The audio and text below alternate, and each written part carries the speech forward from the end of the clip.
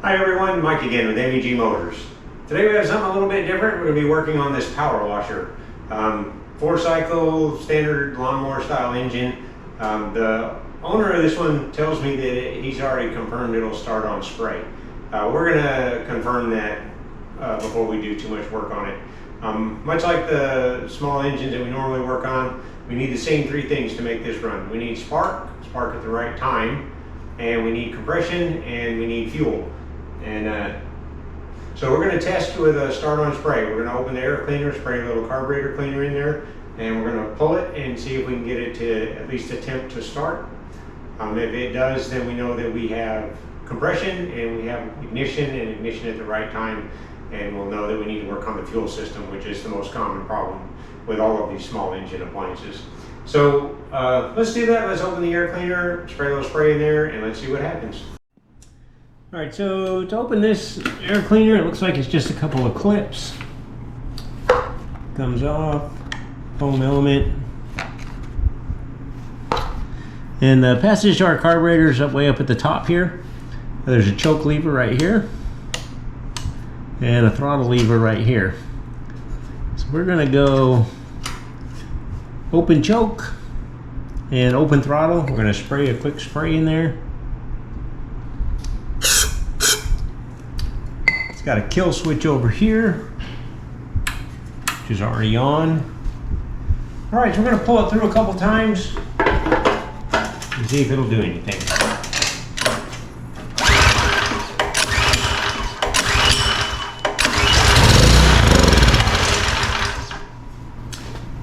All right, so just like the customer said, it will run on spray, which means our compression is good and our ignition system is good. So we're gonna need to pull the carburetor off of this one and see what we can do.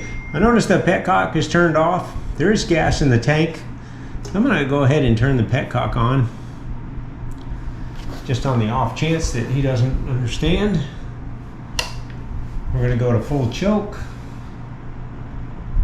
Yeah, let's pull it through a couple times just to see if it starts by chance.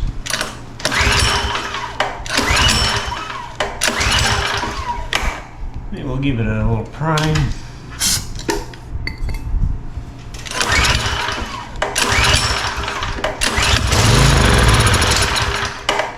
Yeah, no luck. All right, so we're gonna have to pull the carburetor off of this one, and we'll go through it and see what's going on and see if we can make it run.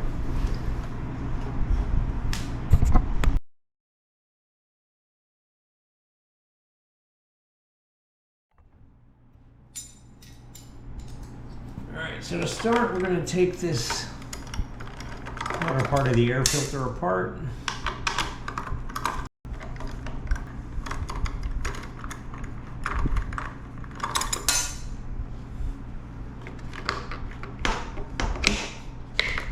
Then we can get to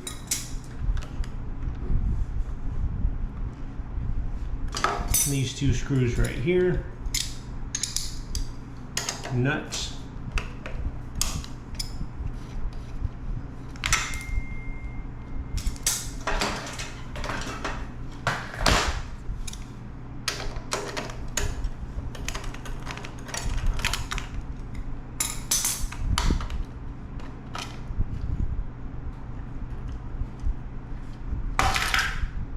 Alright, we got a gas line we need to take loose.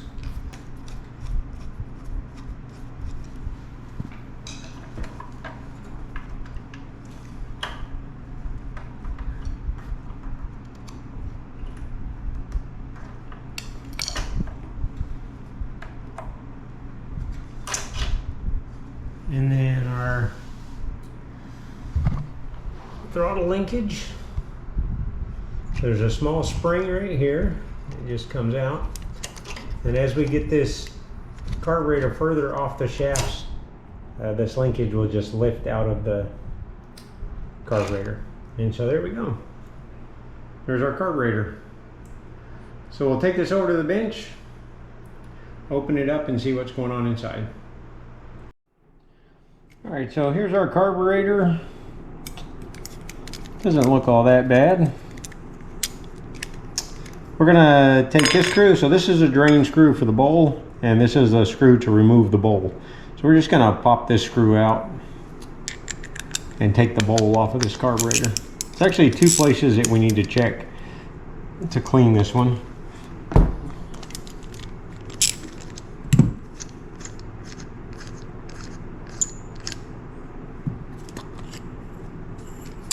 All right, so there's our bowl, and it's completely dry. So for whatever reason, the fuel tank didn't put any fuel in the carburetor, and that's probably why right there. So there's our float, which should drop down at this point because it's empty. It should drop down to open up the needle and allow fuel to flow into the carburetor, and it's not moving at all. So we're going to take the pin out, the pivot pin, and see if we can get that needle to come out.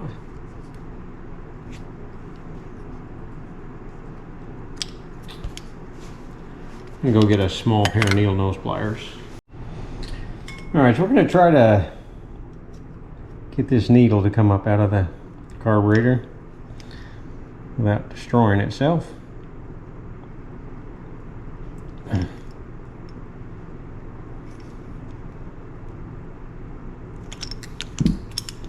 And it's stuck in there pretty good.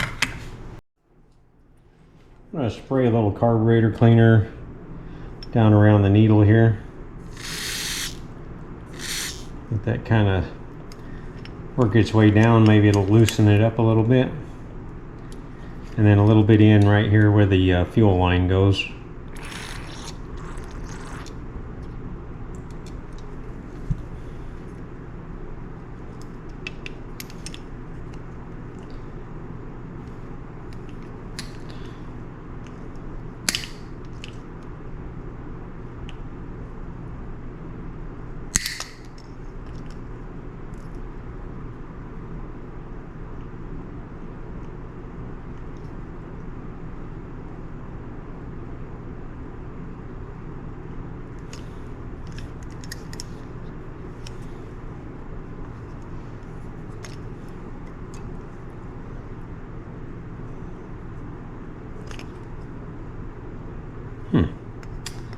I think it's actually starting to come out.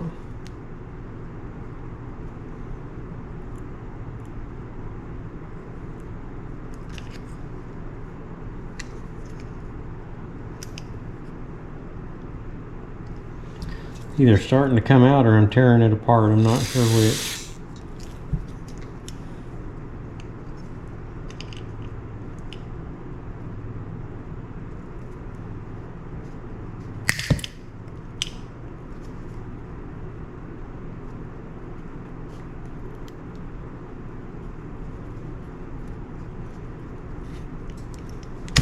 There it goes.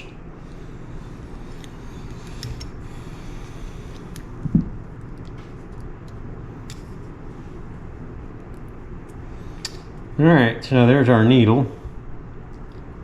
Gonna have to clean that up a bit, of course. And then there's a main jet in here, so we're gonna reach down in here and pop this main jet out. At least I hope we are. Oh! Yeah, well, it's stuck too. Yeah, we got everything stuck on this one. Which is surprising because it looks relatively clean. Usually when they're stuck this bad, the whole carburetor's dirty.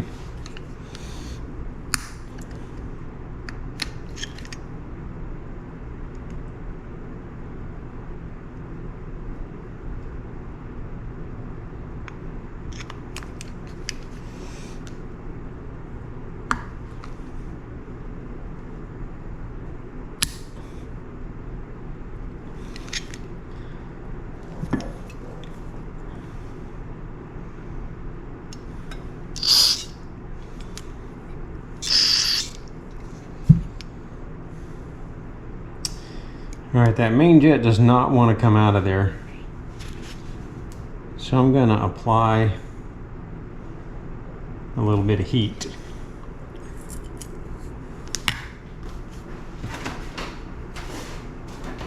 And so when I do that, I like to use a heat gun instead of a torch. I think you can control the heat a little bit better. And this heat gun, it actually gets really, really hot.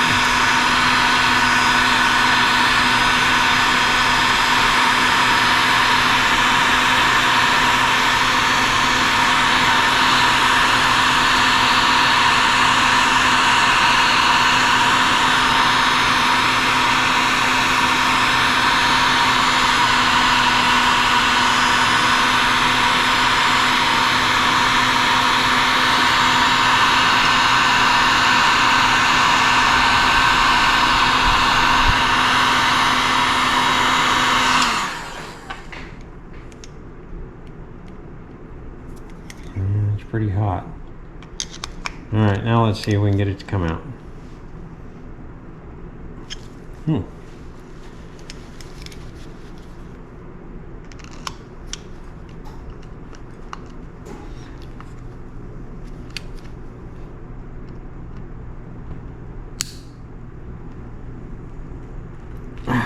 There it goes.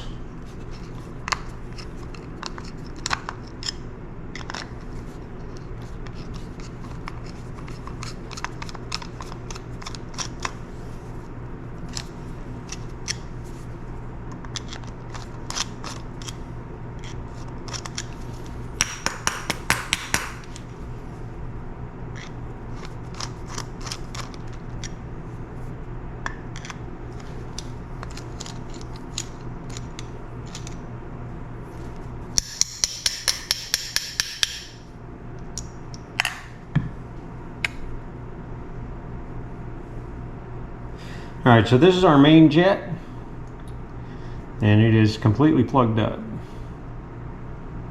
So even if the float had allowed fuel into the carburetor, I don't believe it would have run. All right, we got one more thing we need to check. And so this is a spot that a lot of people miss, I think. This little plug right here hides another jet. And so it'll actually run even if this jet is plugged, but it'll surge at idle. And so when it's not under load, the engine will just kind of surge back and forth. And so to get to that jet, you have to take that screw out, and then you just have to pry this plug out. And then if you look down inside there, there's another jet. So, and I can see it's got fuel, or old nasty fuel around it. So we're gonna have to spray that out and clean it as well.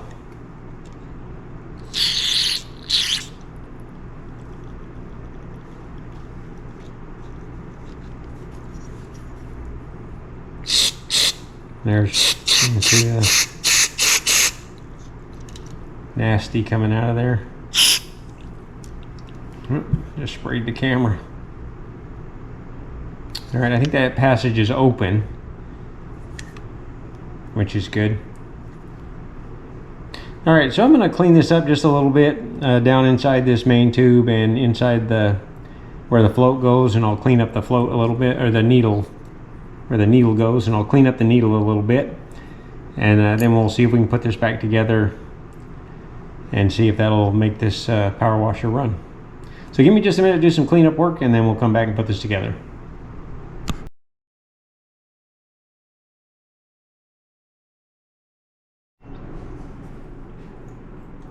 All right, so here we are with our carburetor all cleaned up now, and we're ready to put it back together. So we're going to put our main jet, which I've cleaned out and opened up.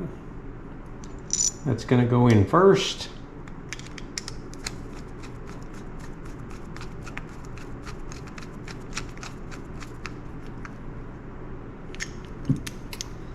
We'll put our plug back in over our low-speed jet, and that just presses into place, and then this idle screw goes back.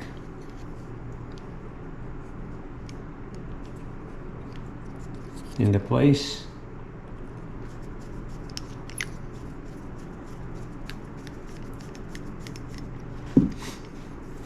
All right, and then to put our float back on, we're going to put this spring on the needle. Now we're going to compress the needle a little bit, or compress the spring, and slide it into the slot on the float. Oh. So it goes on like this. And then that will sit back in here. And we'll put our pivot pin back in. So yeah, so that spring works there like that, and our float should drop down, which it does now. If you remember when we first took this apart, the float wouldn't drop down. Well, now it drops down, and the needle opens like it should, which is good. And so we're going to put our bowl back on, our screw back on, our nut, our bolt. And let's see, that's going to go on. I'm going to turn that so that that can be drained with the carburetor on the power washer. I'm going to tighten that up, and then our choke goes on right there. All right, so we're ready to put this back on and see if it'll make that power washer run. All right, so to get this carburetor back on, we're going to start sliding it onto the mounting bolts just until we can get it far enough to get the throttle rod to go in. Right there. And then we're going to pull this spring out and get it back down in the hole where it belongs. So there we go, that's our throttle connected. We'll push it the rest of the way in.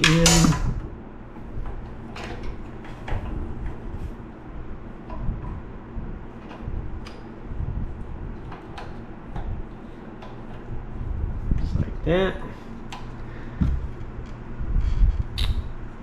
Put our fuel line back on. Tighten that up.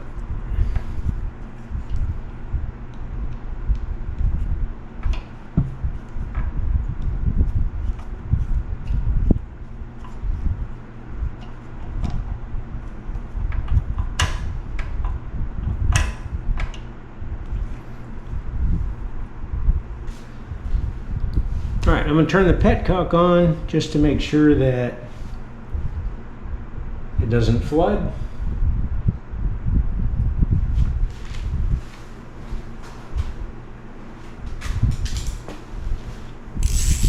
It looks okay. We're going to final tighten the bowl. Looks good. Our air filter goes on next.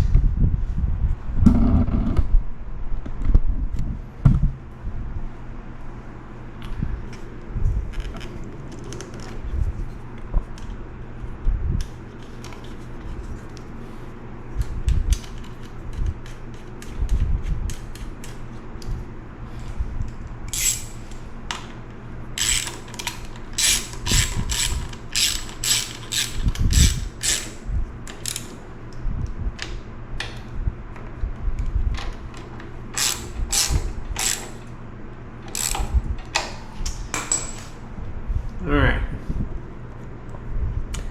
and I'm thinking that that is far enough for us to attempt to start and see if this is going to run. So let me reset the camera and we'll give that a try and see if we've done any good.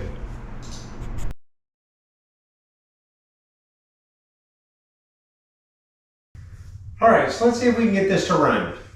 We have our petcock is turned on. Our switch is turned on. We're going to go full choke and full throttle. Yeah, let's see what happens.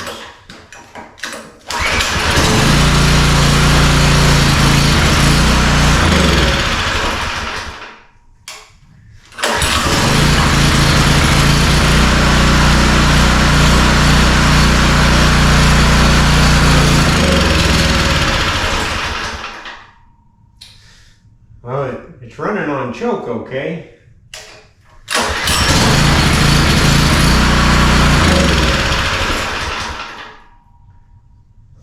Alright, so it's running on choke.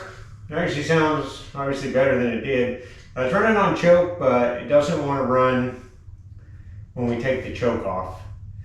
Which probably means that the main jet is still too lean. We probably didn't get the main jet cleaned quite good enough. Yeah, so I'm gonna pull the carburetor back off. We're gonna open it up one more time. We're gonna take a look at the main jet, and then we'll see if there's something we can do to make that better, maybe. Yeah, so stand by. Let me get that carburetor off.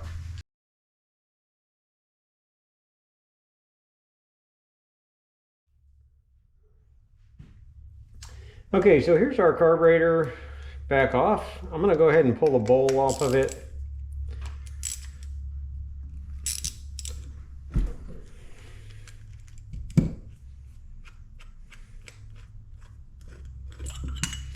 So because it would run on the choke, we know that if the mixture was right, if it had enough fuel going into the engine, that the engine would run,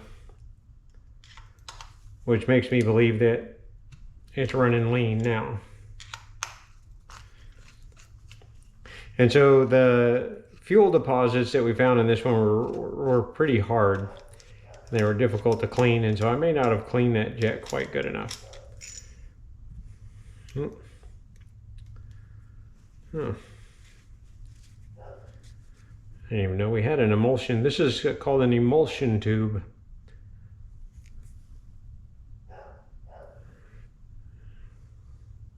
And so this tube has a bunch of holes in the side of it.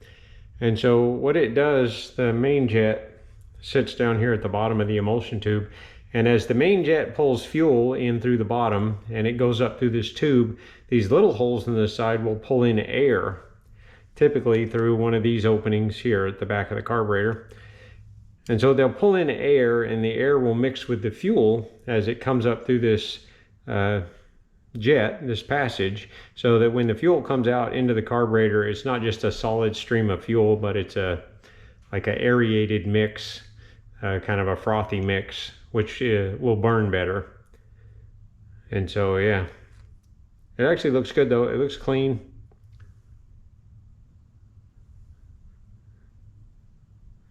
So, yeah. All right, and so here's our main jet. I'm gonna pull out a magnifying glass.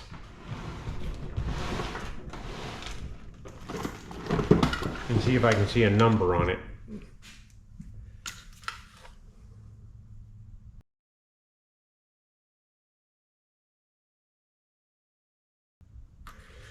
All right, so what I'm gonna do, so normally when I clean these, I'll use a small piece of wire and I'll poke it down through the hole and I'll work it around a little bit to clean the jet. But because the deposits on this one were very, very hard, remember we had to use a heat gun to pull this jet out. I have a special set of drill bits, and I'm gonna get that set of drill bits out, and we're gonna clean this one a little more strongly. So what I have here is a set of very small index drill bits, they're called. And so there's a bunch of drill bits in here. They're very, very small sizes, and they go up incrementally very slowly. And so if we can find the drill bit that's the right size for this jet, we can go up one size. And we can check to see if, when we run this drill in there, if we take off metal or just debris. So that one's getting pretty close. That one fits pretty good already.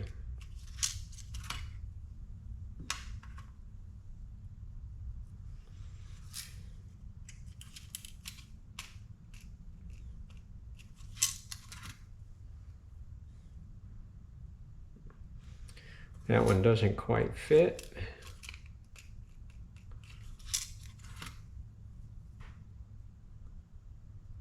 Neither does that one.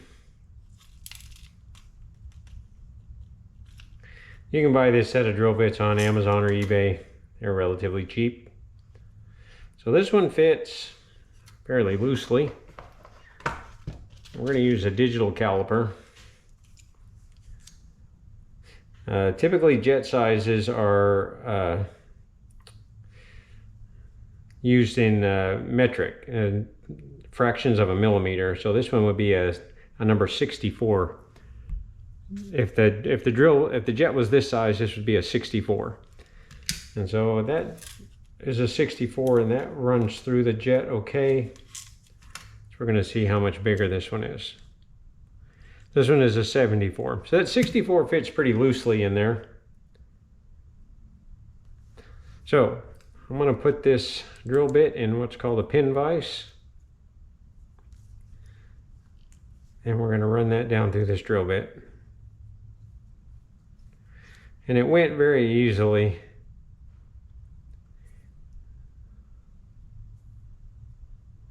And I don't see if running that drill bit through there had actually changed the size of the jet, we would see metal shavings come off of the drill, and I don't see any. So I think we didn't really alter the size of the drill bit, we just cleaned it up a little bit better than we did with just a wire. And so when we're doing this kind of work with jets, we have to go slowly because it's easy to make them bigger, but it's really hard to make them smaller. So I'm gonna stop right there. I'm gonna put this jet back in,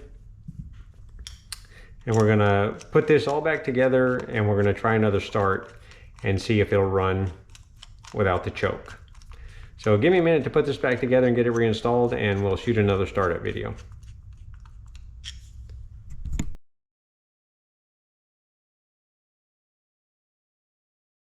All right, so let's give this another try. Our petcock is on, our switch is on.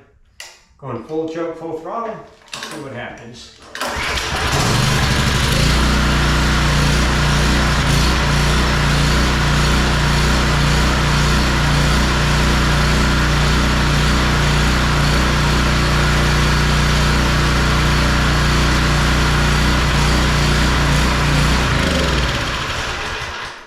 Well, it certainly sounds better.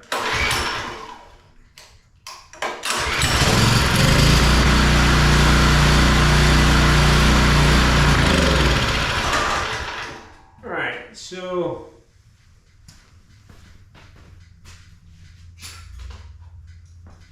from here, it still sounds like it's surging just a little bit at idle, but I want to put the air filter on first before we do anything else.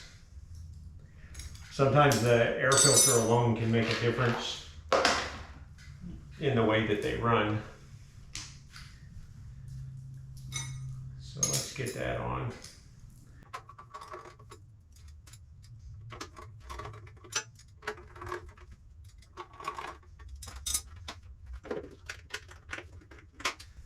All right, let's try one more startup.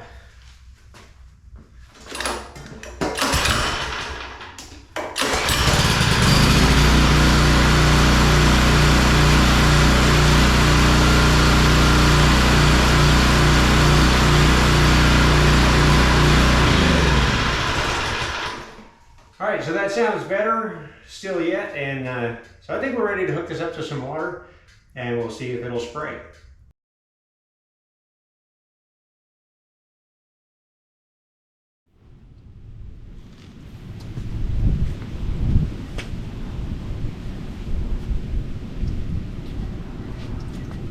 Alright, so we have it hooked up to the water hose. Let's see what happens.